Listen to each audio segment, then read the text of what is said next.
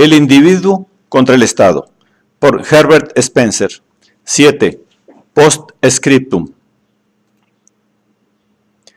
¿Debo esperar que alcancen mucha boga las doctrinas expuestas?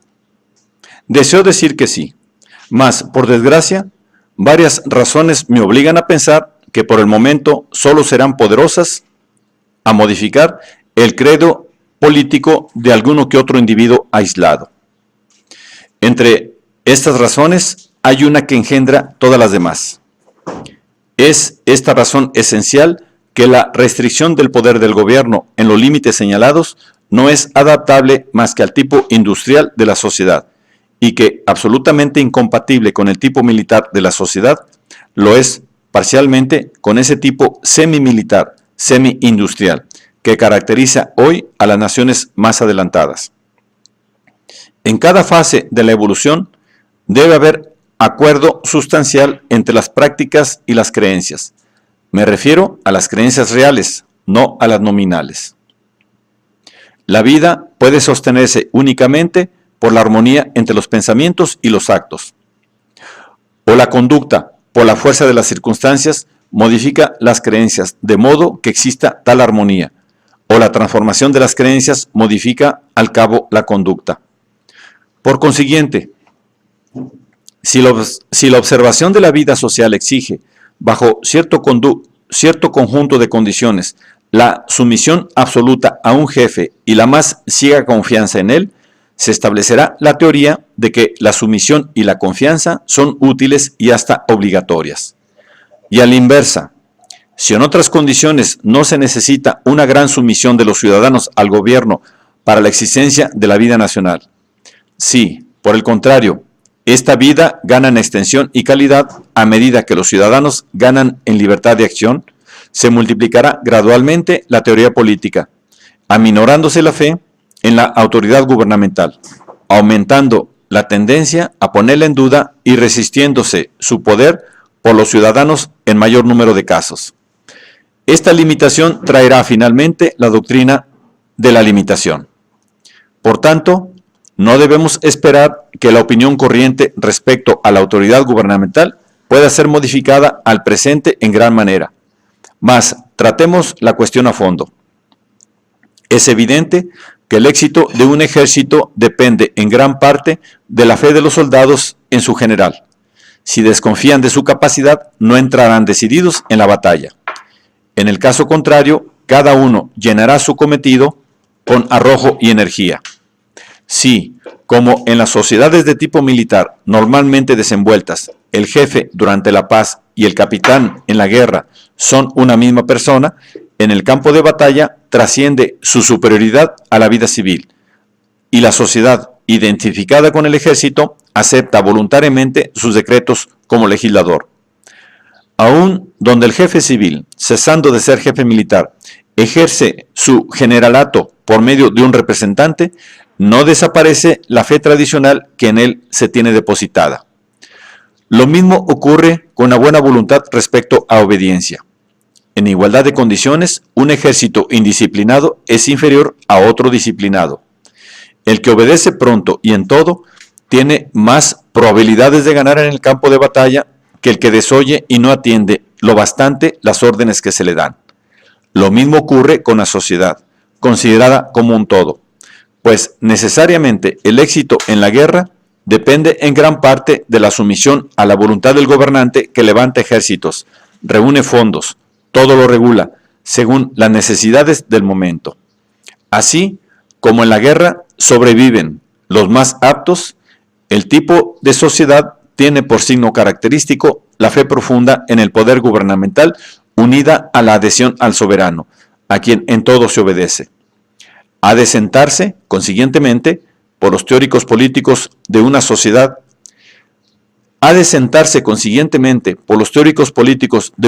militar, una doctrina que formule las ideas y sentimientos correlativos a este tipo, y que afirme al mismo tiempo que el legislador, si no es de una naturaleza divina, está dirigido por Dios, y que la obediencia absoluta que se le debe es un precepto de Dios mismo. No puede haber cambio alguno en las ideas y sentimientos que caracterizan, según hemos visto, el tipo social militante, más que allí donde las circunstancias ayudan al desenvolvimiento industrial. Fundada en la cooperación voluntaria, en lugar de basarse en la obligatoria, la vida industrial, tal como la conocemos ahora, habitúa a los hombres a obrar con independencia, les impulsa a hacer respetar su propia libertad al mismo tiempo que respetan la libertad ajena, fortalece en ellos la conciencia de los derechos individuales y les impulsa a resistir los excesos de la coacción gubernamental. Mas, como las circunstancias que hacen menos frecuente la guerra se desenvuelven lentamente y como las modificaciones de temperamento que produce la transición de una vida esencialmente militar a una vida principalmente industrial se operan por modo insensible, sucede que las ideas y sentimientos antiguos no son reemplazados por otros nuevos, sino paulatinamente. Hay muchas razones para que la transición no sea ni deba ser gradual. Veamos algunas. En el hombre primitivo y en el poco civilizado no existe el carácter requerido para una amplia cooperación voluntaria. El hecho de asociar sus esfuerzos a los de otras personas para la obtención de una ventaja común implica, si la empresa es vasta, un grado de perseverancia que él no posee.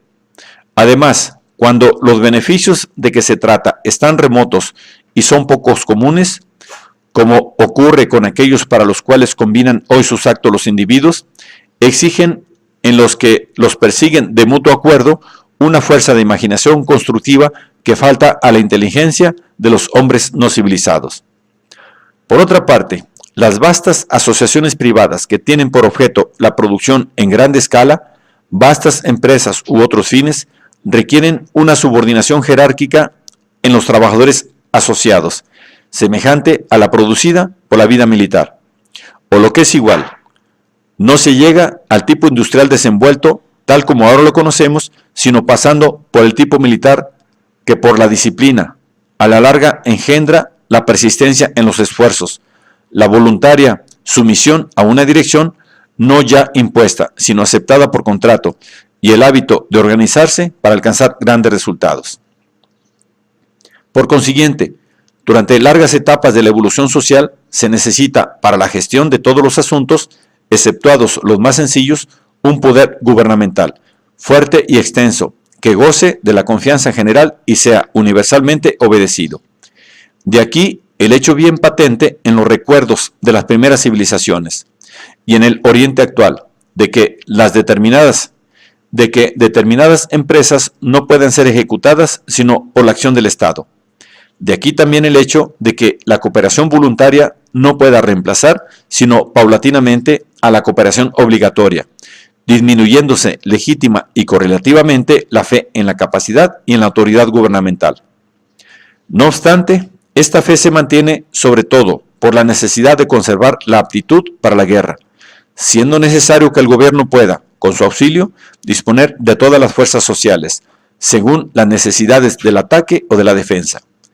Consecuencia de esto es que se establezca una teoría política que justifique dicha fe y la obediencia, en tanto que las ideas y sentimientos de los hombres sean tales que pongan la paz en constante peligro, se hayan obligados todos a tener suficiente confianza en la autoridad del gobierno para otorgarle el poder de coacción que necesitan las empresas guerreras. Y esta confianza va inevitablemente seguida del poder coercitivo que el mismo gobierno ejerce sobre los individuos en las demás esferas. Por consiguiente, la razón fundamental que tenemos para creer, según hemos dicho, que la doctrina expuesta no obtendrá el concurso de muchas voluntades, es que hoy solo en parte hemos desechado el régimen militar, no habiendo tampoco adoptado, sino parcialmente, el régimen industrial, del cual es propia esta doctrina. Tan largo tiempo como la religión del odio prevalezca sobre la religión del amor, sobrevivirá por necesidad la superstición política actual. Mientras que en toda Europa la educación de las clases directoras consista en exponer a la admiración de los jóvenes 6 días cada 7 las grandes empresas guerreras cumplidas en lo pasado, consagrando solo parte del 7º al mandamiento de deponer la espada, en tanto que esas clases directoras estén sometidas a una disciplina moral en que los ejemplos tomados del paganismo entren por 6/7 partes y los preceptos del Evangelio solo entren por una. No acontecerá que las relaciones internacionales revistan tal carácter que hagan posible una disminución del poder gubernamental, modificándose correlativamente la teoría política, mientras que entre nosotros mismos, por el modo de administrar las colonias, se consienta que las tribus indígenas sean castigadas por haber usado de represalias contra los ingleses, violadores de sus derechos, no según el principio salvaje de los mismos de vida por vida, sino según nuestro principio perfeccionando, no según el principio salvaje de los mismos de vida por vida, sino según nuestro principio perfeccionando de matanza en masa por un solo asesinato. Pocas probabilidades habrá de que se acepte una doctrina política fundada exclusivamente en el respeto a los derechos ajenos. Mientras la creencia que se profesa sea interpretada de manera que el mismo que en Inglaterra pronuncia sermones pueda, en país extraño, fomentar querellas con los pueblos vecinos que desea someter y se le tributen por esa razón públicos honores después de su muerte, no es verosímil que las relaciones de nuestra sociedad con las restantes permitan la extensión de la doctrina que restringe las funciones gubernamentales, con su consecuencia, la reducción de la autoridad superior a los límites propios de un Estado pacífico. Una nación que, interesada en disputas eclesiásticas acerca del culto, se ocupa tan poco de la esencia de este culto que en sus colonias los filibusteros antes reciben aplauso que censura, no siendo denunciados por los sacerdotes de una religión de amor, es una nación que debe continuar sufriendo ataques en lo interior, así de unos individuos contra otros como del Estado contra los derechos de los individuos. Es imposible obtener los beneficios de la justicia en el propio país cuando en el extranjero se practica la iniquidad. Como es natural, se me objetará. ¿Por qué? Pues enunciar y sostener una teoría distinta de la adaptada a nuestro estado actual, además de la respuesta general, que consiste en el deber que se tiene de difundir, sin ocuparse del resultado, la doctrina que se estima importante y verdadera. Hay otras varias especiales, y cada una de ellas sería por sí sola suficientemente satisfactoria. En primer lugar, se necesita siempre como guía un ideal, por distante que aparezca su realización.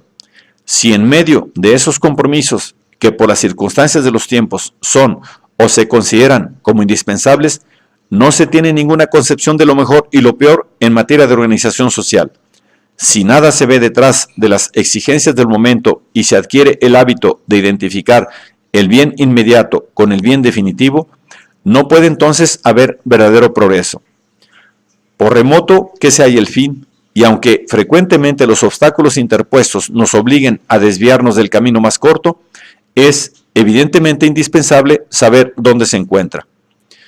En nuestra actual época de activa filantropía, mucha gente deseosa de mejorar por los medios más rápidos la suerte de sus hermanos menos afortunados, trabaja con empeño en desenvolver una organización administrativa propia de un tipo inferior de sociedad.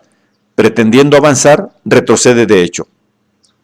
Las dificultades normales con que tropieza el progreso son bastante grandes de por sí, y es lamentable que aún se las haga mayores. Lo importante, en cualquier caso, es inocular a todo el mundo la gran verdad, poco conocida todavía, de que la política interior y la exterior de una sociedad están ligadas entre sí de tal modo que no es posible que se procure esencialmente la una sin mejorar esencialmente la otra.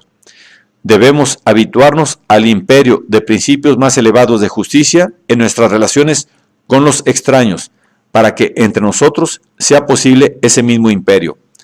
La convicción de que existe una dependencia de esta especie, una vez difundida en los pueblos civilizados, reprimiría en gran parte la conducta agresiva de unos respecto a otros y, disminuiría la coacción del poder en sus respectivos sistemas de gobierno, produciendo cambios correspondientes en las teorías políticas.